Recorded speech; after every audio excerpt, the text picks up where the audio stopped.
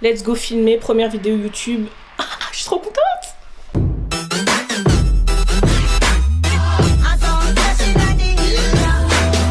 Hello tout le monde, j'espère que vous allez bien. Donc aujourd'hui je vous retrouve avec une vidéo qui parle de mon parcours scolaire. C'est ma première vidéo. J'avais dit sur Instagram que j'allais tourner une vidéo sur mon parcours scolaire, que j'allais poster sur IGTV, mais du coup je me suis dit que ça pourrait être pas mal comme première vidéo YouTube. Donc voilà, si vous voulez savoir à peu près ce que j'ai fait, parce que j'ai eu pas mal de questions, je vous laisse pour la suite de la vidéo.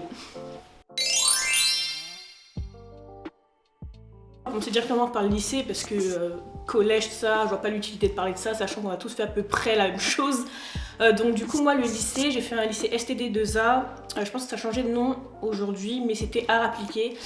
En fait là-bas on apprenait vraiment à être créatif, à avoir les bases, à avoir des références artistiques et savoir en fait toucher un peu à tout, donc la peinture, de la photo, on faisait un peu de collage, on faisait un peu de dessin.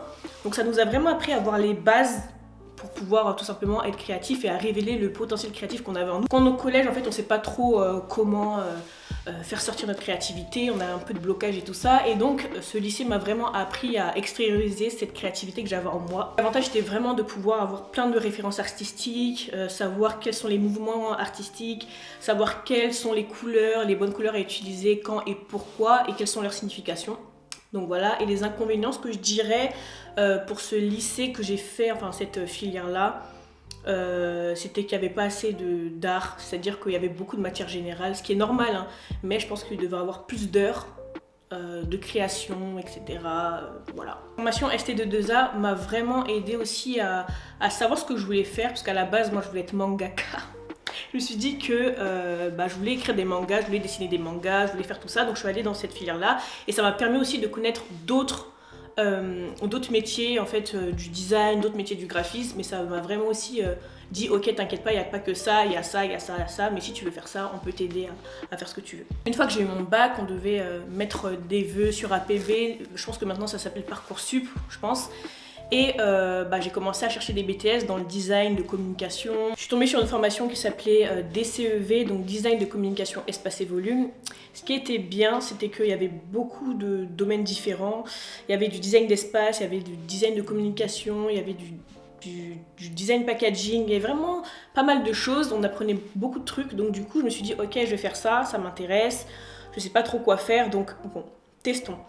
Donc une fois que j'ai intégré cette formation, c'était bien, j'ai beaucoup appris sur beaucoup de domaines différents, ce qui est bien mais ce qui est pas bien parce qu'au final, t'as des bases partout mais t'es expert en rien et c'est ce qui m'a touchée à la fin de ce BTS parce que je me suis dit ok, je sais faire ça, je sais un peu le packaging je m'y connais, la communication ça va. Le design d'espace, je savais modéliser des maquettes en 3D, je savais faire plein de trucs, mais j'étais experte en rien, donc je me suis dit ok, je vais pas faire la même erreur. Donc une fois que ce BTS est terminé, je me suis dit je vais pas faire la même erreur, je vais aller en packaging, je kiffe le packaging, j'aime beaucoup le branding associé au packaging, donc pourquoi pas faire quelque chose dans ce domaine-là. Donc une fois que j'ai fini ce BTS, je me suis dit ok, cherche des design packaging, cherche des écoles, cherche des licences, cherche n'importe quoi, mais en tout cas dans ce domaine-là parce que c'est vraiment quelque chose qui t'intéresse. Juste petit aparté, mais le BTS a été une des pires années de ma vie niveau social. Socialement, c'était incroyablement chaotique. Mon lycée était à Montreuil, je m'éparpille un peu, mais dans le sens où je venais du 93, Montreuil 93, et atterrir dans le 6e arrondissement de Paris en étant la seule noire, entre guillemets, dans la classe, ça m'a donné une claque. Et je me suis dit, ok, c'est pas pareil. Et du coup, ouais, ça a été très dur socialement. Je sais pas pourquoi, je sais pourquoi. Mais bref, je vais pas évoquer ça dans la vidéo, mais par rapport à ce que j'ai appris, au niveau de design, c'était incroyable. J'ai fait beaucoup de trucs, mais socialement, c'est ce qui m'a touchée. C'est ce qui m'a beaucoup touchée dans ma personnalité. Et ce qui a fait que j'étais devenue une personne extrêmement timide. Ce qui a fait que aujourd'hui je me reconstruis et tout ça. Donc voilà, j'avais juste envie de partager ça aussi dans cette première vidéo parce que ça fait partie de moi en fait. Et j'avais envie de partager ça avec vous, en même temps que mes expériences, en même temps que mes formations et tout. Parce que je suis une personne entière et j'ai envie de partager. Donc voilà. Donc une fois que ce BTS est terminé, je me suis dit ok, licence packaging. J'ai mis un peu mes vœux partout parce qu'on mettait des vœux et on m'envoyait des CV, des lettres de motivation aux écoles et tout ça. Et donc je me suis dit ok, je vais faire du packaging, du design, du branding dans ce domaine-là. Et j'ai trouvé une école, enfin une licence, une IUT, à Reims, et c'était trop bien. Donc du coup j'ai déménagé à Reims, j'ai laissé ma famille, j'ai laissé mes amis, etc. Et je suis partie emménager là-bas. Je connaissais personne. Ça a été aussi ça a été dur parce que j'étais timide, sachant que je sortais du BTS et que c'était pas ouf socialement le BTS. Donc sortir comme ça et être loin de sa famille, être loin de ses amis, même si Reims c'est pas non plus extrêmement loin, mais ça m'a quand même ok, j'ai dit ok, bon, comment je vais faire? J'avais peur en fait, j'avais la boule au ventre. Et bah ça s'est très bien passé. C'était une année où je me suis testée, une année où j'ai beaucoup travaillé, une année où j'étais livrée à moi-même entre guillemets, où j'ai rencontré de belles personnes, et j'ai appris aussi beaucoup sur le design packaging, sur l'innovation packaging, sur le packaging responsable et tout ça, parce qu'en fait c'était une licence professionnelle, et c'était une licence professionnelle et c'était packaging industriel. Donc en fait on apprenait vraiment toutes les propriétés mécaniques, on apprenait vraiment qu'est-ce qu'était l'emballage et qu'est-ce qu'est l'emballage innovant, le packaging innovant, et comment le brander pour que ça soit plus accessible, plus fonctionnel et tout ça. Donc c'était vraiment du design, on n'était pas que sur du graphisme. Donc voilà, ça m'a vraiment appris aussi à réfléchir, à avoir des démarches, à travailler en équipe aussi. Donc voilà, j'ai vraiment aimé cette licence. À l'issue de ça, j'ai fait un stage, donc sans grand intérêt, j'ai pas envie d'en parler. Du coup, une fois que j'ai eu cette licence, j'étais contente parce que j'ai travaillé dur pour l'avoir, très très dur. Donc du coup, une fois que je l'ai eu, j'ai voulu chercher du travail, j'ai voulu travailler dans du packaging, j'ai voulu travailler dans une agence en fait plus particulièrement. Et en fait, tout le temps quand je cherchais ou j'appelais des agences, on me disait est-ce que vous avez des compétences en digital? Quoi? Je demande pardon, des compétences en quoi? En digital. En fait, j'avais jamais fait de digital depuis la seconde.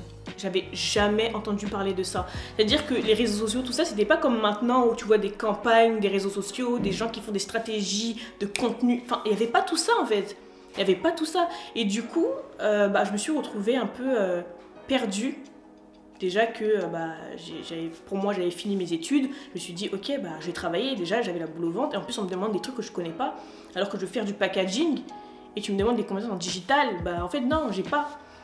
Et donc, à chaque fois, à répétition, au moins j'ai appelé 10 personnes, enfin 10 entreprises, tout le temps la même chose. Compétences en digital, non, j'ai pas. Donc, qu'est-ce que je fais? Je cherche du travail, je continue à m'acharner ou je me forme. Donc c'était la grande question, donc j'ai réfléchi pendant je crois un mois à peu près ou un peu plus, je sais pas, parce que j'avais vraiment pas envie de reprendre mes études, j'en avais marre. Donc je voyais des digital campus qui étaient IESA Multimédia avant, des écoles du digital, plein de trucs en fait. Et je me dis ok bon, je vais postuler et voir si ils ont de la place pour moi. Est-ce que je peux faire un truc en un an pour avoir juste des compétences nécessaires pour pouvoir parler de digital à certaines personnes ou dans mon entreprise ou quoi. Et donc ok, j'ai appelé des écoles et j'ai demandé s'ils faisaient des formations, des prépas, des trucs comme ça. Donc du coup j'ai appelé une école qui est USA Multimédia, Digital Campus maintenant, et ils proposaient en fait une prépa dans le digital tout simplement, pour apprendre les codes et savoir de quoi on parle en fait. Et donc je les appelle, tout se passe bien, j'envoie mon book, entretien, machin, vous êtes prise. Et après, quelques semaines plus tard, on me dit en fait, on va pas ouvrir la prépa parce qu'il n'y a pas assez d'effectifs, il n'y a pas assez de monde, donc du coup, non. J'avais grave le seum, je dis pas grave, je vais essayer de chercher d'autres écoles, machin, donc je continue à chercher. Et on me rappelle, donc du coup ESM Multimédia me rappelle et me dit en fait ce qu'on peut faire c'est que vous commencez notre master, vous faites notre master en 2 ans, est-ce que ça vous pose problème de faire une formation en 2 ans dans l'UX design, tout ça, et direction artistique. Donc j'ai dit non, pas de souci, moi ça me va. Même si je sais que c'est 2 ans et que j'en avais marre un peu de l'école et tout ça, je me suis dit c'est que du bonus, en plus c'est en alternance, je suis payée en même temps, je suis pas beaucoup à l'école mais beaucoup en entreprise, donc ça fait vraiment une immersion dans le métier en fait, dans le métier que je connaissais pas mais que j'avais vraiment envie de découvrir parce que ce digital en fait ça commençait vraiment à m'intéresser parce que je savais pas ce que c'était, j'ai beaucoup cherché sur internet pour savoir ce que c'est et je me suis dit ok mais c'est cool en fait de communiquer de cette manière-là, c'est cool de savoir faire ça en fait, que je savais pas faire. Bref, donc du coup j'ai fait le master en 2 ans, ça s'est très bien passé, donc c'était un nom à rallonge aussi, expert en stratégie digitale, UX design / direction artistique. Donc c'était ça. Ça s'est bien passé, on a fait des projets intéressants, avec des teams toujours. J'ai rencontré de belles personnes, et oui, genre qui savent réfléchir, des personnes ambitieuses, c'est trop bien une personne comme ça, et des personnes qui te poussent vers le haut et qui sont jamais un frein pour toi. Donc déjà ça a été vraiment plus qu'un plus pour moi. Donc du coup, on avait beaucoup, pendant cette filière, on avait beaucoup de projets de groupe en fait. On travaillait beaucoup en équipe, comme dans une agence en fait, tu travailles en team, tu travailles avec des gens, il y a des community managers, il y a des personnes chargées du marketing, il y a des designers, il y a des UX designers, enfin des graphistes, des UX designers, des DA, enfin il y a plein de trucs comme ça. Donc on avait vraiment chacun nos rôles dans une team et chacun remplissait son rôle et sortait un projet à la fin. Et donc ça c'était vraiment intéressant parce qu'on était vraiment en immersion entre guillemets parce qu'on était à l'école donc c'était pas en immersion même, mais ça nous permettait aussi de voir comment ça se passe en entreprise, même si on était en alternance. C'est la réalité en fait. C'est comme ça que quand tu vas être dans une entreprise, tu vas travailler avec des gens, tu vas travailler avec une team, tu vas travailler avec des personnes qui n'ont pas les mêmes skills que toi mais qui te complètent. Donc ça a été vraiment intéressant à apprendre ça. Une fois que j'ai eu ce master, j'ai voulu prendre un peu de temps pour moi. J'ai pas cherché du travail tout de suite. J'ai cherché, je crois, 6 mois après du boulot parce que j'avais envie de souffler en fait. 5 ans d'études après le bac, ça fatigue. Franchement, c'est chiant. Donc du coup, pendant 6 mois, je pense que je prenais du temps pour moi. J'essayais de savoir ce que j'aime, qui je suis, etc.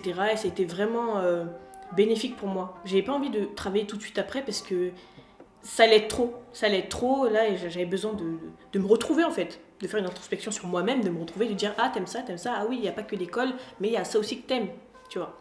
Donc voilà un petit peu pour mon parcours scolaire, bon, il est assez classique, j'ai pas fait des études à l'étranger, j'aurais voulu, parce que moi mon anglais il est éclaté Franchement je parle pas anglais, là j'essaie de prendre une formation pour parler anglais. En fait j'ai fait toutes mes études ici, j'aurais voulu quand même faire une école de design à l'étranger, peut-être que ça aurait été cool, ça m'aurait peut-être formé à parler anglais, parler avec des teams anglaises, etc. Mais bon, j'ai pas pu faire ça, j'ai pas eu l'opportunité de faire ça, mais je suis quand même contente de mon parcours scolaire. Je connais beaucoup de choses maintenant, j'ai des bases sur pas mal de trucs grâce aux filières que j'ai fait. Du coup, j'en suis ravie parce que maintenant j'ai le temps et j'ai l'envie en fait de me former pour avoir de l'expertise dans chacun des domaines que j'ai pu expérimenter à l'école en fait. Donc le packaging, la communication. La communication c'est vraiment un truc que j'aime bien mais que je sais pas trop faire. Donc du coup, je me forme à ça en fait, à l'entrepreneuriat. Le côté entrepreneurial, je me forme beaucoup à ça. Aussi le graphisme. J'y vais encore, c'est-à-dire que je connais pas mal de trucs sur le graphisme, mais je cherche encore des références. En fait, ça s'arrête jamais. Faut toujours apprendre, et j'adore ça en fait. Apprendre, c'est heureusement que j'aime apprendre. J'aime trop. Donc du coup, ça me force vraiment à aller chercher un peu partout, etc. Et voilà, je kiffe. Merci en tout cas d'avoir regardé cette vidéo. J'espère en faire d'autres. J'en suis sûre que j'en ferai d'autres. Plus axé vraiment design. Sur des rebrandings que je peux faire en live. Tout le temps je dis en live, mais c'est pas en live en fait parce que je tourne la vidéo avant. Donc c'est pas du live. Du coup, je peux faire des rebrandings et vous montrer un peu le process de création, mais en pas accéléré en fait, j'accélérerai pas la vidéo. Je ferai des petites coupures quand c'est pas nécessaire de montrer, mais vraiment montrer le process de création d'une identité visuelle, d'un logo ou quoi au caisse, vous me direz. Et voilà. La vidéo est terminée.